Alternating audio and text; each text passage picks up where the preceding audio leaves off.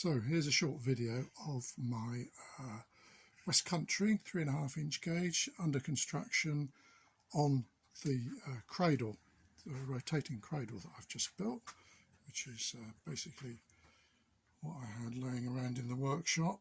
and this makes it much easier to get at all the bits and pieces that you need to when you're assembling the loco, as it's now getting to be quite a size and almost too heavy to lift. So we've got a worm and wheel arrangement which I can twist, and as you can see, the loco goes over quite nicely for access to quite a lot of the bits and pieces that are underneath. For example, the middle cylinder, middle valve gear, all the brake bits and pieces, and eventually the ash pan and the grate when the boiler's fitted. So that's basically what we've been up to in the workshop for the last few months.